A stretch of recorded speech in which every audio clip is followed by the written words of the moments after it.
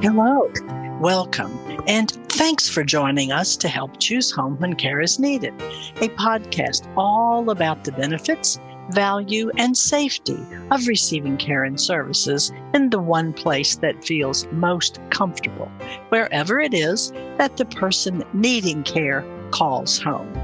I'm your host, Marilee Orsini, and I have been involved in healthcare at home since 1981. Before we meet today's guest, a brief thank you to our sponsors and partners, the National Association for Home Care and Hospice, Access, and Core Cubed. Today's episode is number 12 of Season 3. Our guest today is Andrea Cohen, founder and CEO of HouseWorks, a unique care-at-home company that was an early leader in the village movement, providing support services for community-dwelling adults, and who continues with forward-thinking care that is client-centered. Please help me, won't you, and welcome Andrea Cohen to Help Choose Home. Andrea, thank you so very much for joining us today. It's a real pleasure to have you be a guest on our Help Choose Home podcast. Oh, thank you for having me. I'm really happy to be here. Do you know, I have known you for many years and followed you for many years and been so impressed, but the basis of when you started your business was different than most people who start businesses in home care, and yours was really focused on what the person needing care needs and wants. Is that correct? And can you talk more about that as a model or a basis for your business? Sure. Well, I started the company over 20 years ago in Boston. Now we have a couple offices in Philly and New Hampshire, but really sort of grew up in the Boston area. And I sort of came into it differently than others did. And first of all, when I started my company, there was like no other independent home care companies, which I'll explain to you as we go on in the podcast around. So there were really no benchmarks. But I also I was a social worker.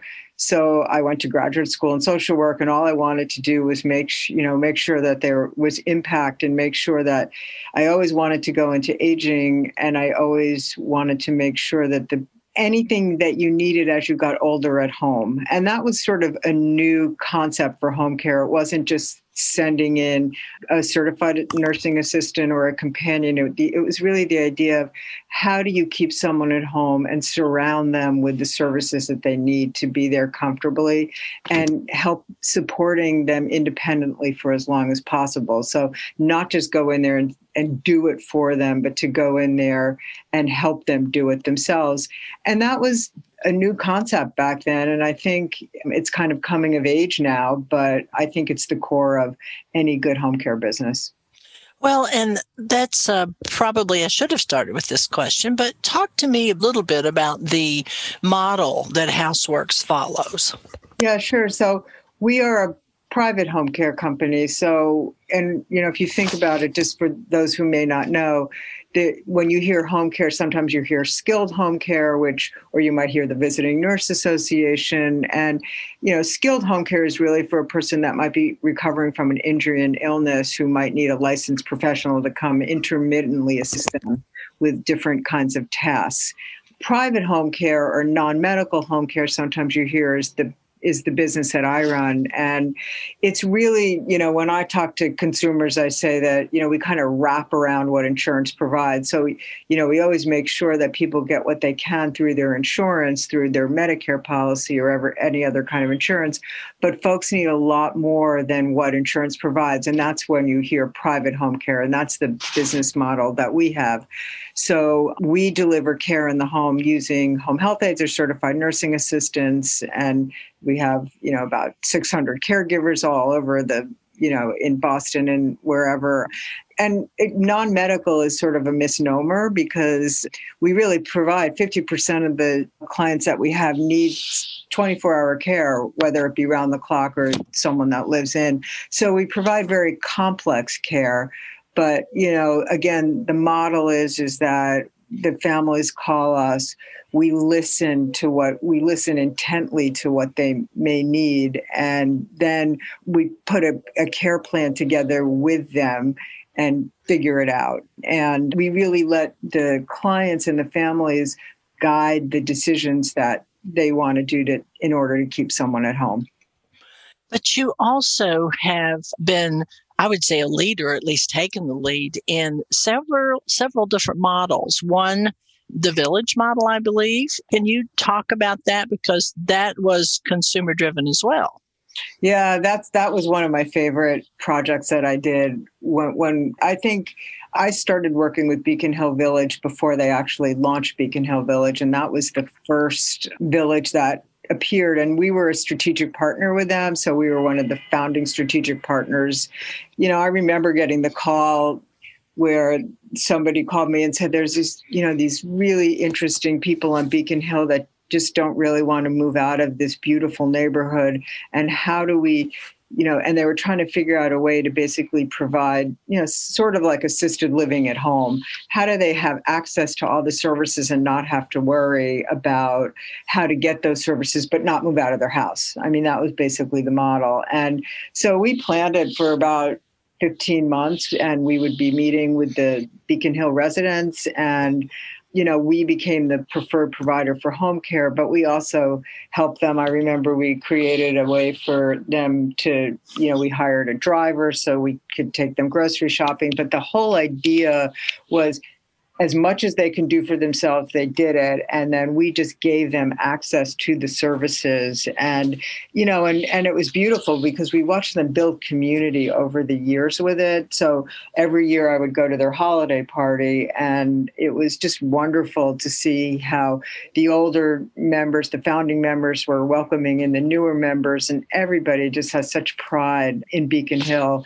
And then, they decided that they wanted to expand it. So then we helped them build what is still in existence, which is called the Village to Village Network, which is really sort of the industry association for villages in a sense, where, all the villages from all over the country became national, can join and learn from each other and, what worked, what didn't. I think they've done some, the idea of, getting on the same systems or helping with volunteer programs. But it's been really great to see that happen. And I think, that was a little bit before its time, frankly. I think there's models that are coming up now that are mimicking in some ways what the villages did. But that was the first attempt. Instead of just waiting to see what happened and denying what happened in aging, the Beacon Hill Village folks just said, we want to do this ourselves, and we're not going to wait around. We're just going to create something. And there was such incredible empowerment with that idea. And it's still, I don't know how many members they have now, but it's still up and running. They have a volunteer coordinator. They still, they get members every year. And now there's villages all over the country. So that really worked. That one model that definitely worked. And talk to me a bit about your work in dementia care, because you've also been a leader in that. Yeah, so with dementia care, I was determined that, we have a lot of our clients have dementia, and I was determined to do something that really sort of dug into supporting families and supporting our clients with dementia. And frankly, the first thing that came to mind was we really have to train these caregivers, because these caregivers that we send into the home, or the home health aides, are the people that every day have to know how to redirect people, have to know how to, have the patience to be able to tell us what's going on. Everything, we needed to have them trained. So we trained all of our case managers and a good portion of our caregivers with a certified dementia to become certified dementia specialists. So they had a lot of extra training on that. And we also did what we called virtual training, where it was we trained the caregivers so they understood what it felt like to have dementia. So they would be able to, what we did was we did this training so it mimicked the symptoms of dementia. So they would have to, go into a room, put on headphones, and so they could really feel like what their clients felt like. It was like a window into the world of their clients. It was phenomenal. And, they would tell us afterwards when they went to go see their clients that they thought they were empathetic, but now they really understand what it feels like to have dementia. So we would do that. And we did an assessment that really got at sort of what was that person like, the client like before they had dementia, because a lot of dementia folks have long-term memories. So, we would find out through the assessment, and then we would talk to the home health aide about, what, maybe the person was in World War II, maybe they, were an author, and we would ask the caregiver to talk about that. And, you could see the client's eyes light up because they, had such great memories and they could remember that. So, just really trying to figure out ways to engage and connect with the clients and making sure that the caregivers are both well-trained and supported, because sometimes it's frustrating to be asked the same question over and over again. But it makes it easier when you understand what's really happening. In your history in home care, we had just a brief chat about this before we started. There still seems to be a lot of confusion about care at home, or when it's appropriate to have care at home, or who should have care at home. Do you have some suggestions for a consumer who is starting to realize that a parent or a loved one might need some additional assistance? Yeah, sure. So, the first thing I always tell people, if for some reason a loved one is hospitalized, the discharge planner at the hospital has to sort of help you get that loved one home. And I always say, the discharge planner sort of comes with the cost of care, and it's always good to pick his or her brain and try to understand what the possible options are and get their expertise, because you don't have to pay for it. And then the other thing is that generally when someone is admitted to the hospital, they do go home with what we talked about before, which is skilled home care, which might be an RN visit or physical therapy or occupational therapy. And it's, important for the family to be able to talk to the discharge planner, because they have to get sort of an order from the doctor in order for the insurance to pay for it. So always talk to the discharge planner if there's an acute episode and they're going from a hospital to rehab and then perhaps to home. And we can talk about that in a minute. But in terms of, I think it's really important to think ahead. So, it's almost the holiday time now, even if you have to be with your family on a Zoom link, we always tell people to sort of like, look at what are is someone more forgetful? Are you seeing any are you seeing further progress with anything that might be, I can't remember where my keys are, or not being able to string a sentence together, or not remembering who someone is, with some dementia, or, maybe sometimes older people fall and they won't tell you. So is there anything going on? So picking up on sort of the smaller signs and trying to figure that out. And again, I think it's a little harder now, but it might be that you just try to talk candidly if it's a spouse situation, one of the spouses. But in terms of sort of I always think it's better to start sooner rather than later, to think ahead about it. So a lot of times I tell families it's better to, even get someone in for 4 hours a day. There's usually some level of a minimum, a couple of days a week, to get that person familiar with what it feels like to have someone at home. And I always hear from families, like almost never not, oh, my mother will never accept it, they don't want it. But like, you have to understand, when you're hiring a good home care company, the home care company knows how to do it, because we hear that all the time. And we work with the family and we tell you sort of what to say, and we script you, and everything that you need to know about, there's a whole section. I actually do a whole webinar on how to help a family accept services, because it's hard, because that's the first thing you always hear. But, you could start out with things like grocery shopping, or, like things that aren't, it's threatening, frankly, to come in and say, have someone help you with a shower. It's less threatening to say, you know what, Mom, maybe a couple help with a few meals or do something. And then you have, the key is that once you have someone in the home, you've got some eyes and ears in the home, and that person generally can be talking to you and telling you if they see anything. So when you're not there, like there's someone in there that is the eyes and ears. But, and then sometimes, what can happen and what you really want to try to avoid is that your loved one goes into the hospital and then they're forced to get care when they get home, and you don't know who to call and you don't know what to expect. So if there's a way, if you're seeing signs of something that seems a little out of whack, start calling home care companies. Just get the lay of the land is what we always suggest to people. So learn about your options before that option really presents itself, it sounds like. Yeah. And, like sometimes we tell people to, just put a brochure around or just start talking about it. The more lead time you can give someone to accept the fact that they don't have as much control and they might need a little help, the better it is. Well, and I think one thing you're very interested in aging and what happens in aging, and it has been one of my interests as well. And the fact that no two people age exactly alike. So age is not the determinant criteria for when someone needs assistance. And that's true.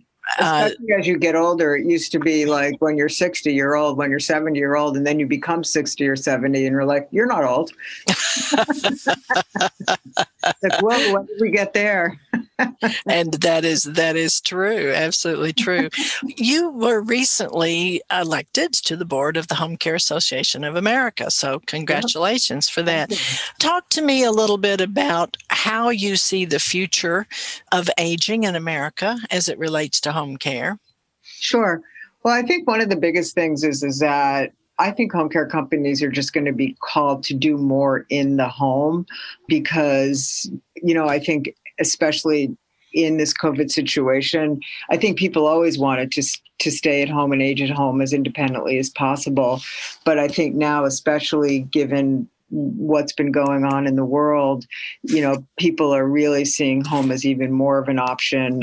There's a number of people who, generally it used to be that the path from the hospital, if someone were hospitalized, they would go to a short-term rehab for as long as Medicare would cover it, and then they would go home. And we've seen people sort of not wanting to go to rehab because right now they don't want to go into a communal space. And rehab is an important part of actually getting better. So everything that was happening in rehab is now, home care has to figure out a way to support all of rehab actively. So we are going to be, just going to be doing more in the home. And the other thing I think that is to our advantage as an industry is that technology is really coming of age and there's more and more technology options. So, we have a technology that we've just implemented, which it's an icon-based technology where the family real time can go to a portal and see what's happening in the home. Frankly, they can see when the medication was given. These families just are needing this kind of information. And so the family can see that, and the caregivers, the people that we send into the home, it's always been an industry where these caregivers, how do you make them feel like they're part of a company because it's all virtual? And so the technology, when the caregivers actually use the technology, in the old days, everybody used to say, oh, the caregivers can never use technology. They're not going to want to use technology. And, we've had 100% participation and the caregivers telling us how much they love it because it makes them feel like they're part of the care plan. It makes them feel like they're actually in, in there with the family. They're not just the home health aide who's doing tasks according to it. They're helping be part of it.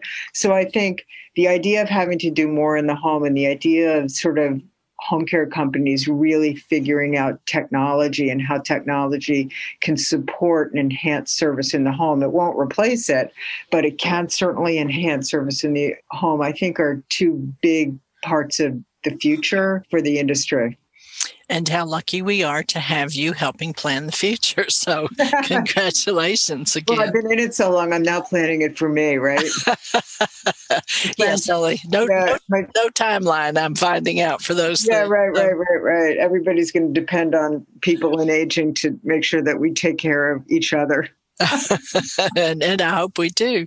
Andrea, we've talked a bit and our time is almost up. So my question to you is, was there anything that I did not ask you that you would like to talk about, or just something you'd like to talk about?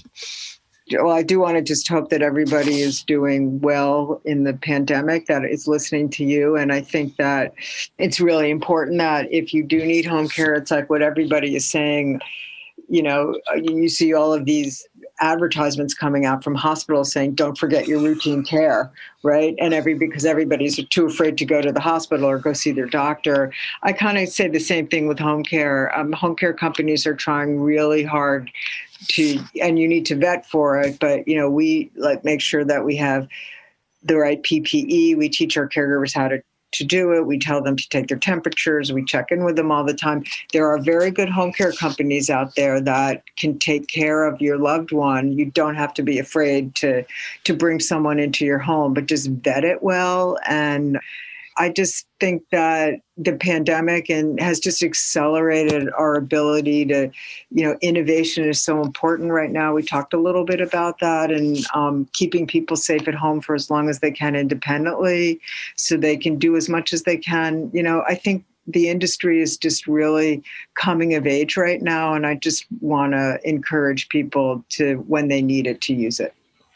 Well, good. Very wise words, and from someone who's been in the industry a long time. So I do appreciate it. Andrea, thank you so very much for being our guest today, because I think anything we can do to help people choose home and make that right decision will make for happier folks. I think so too. And I really appreciate you having me on and having the opportunity to talk about it. So thank you. Thank you, Andrea. And you stay safe. Okay, you too.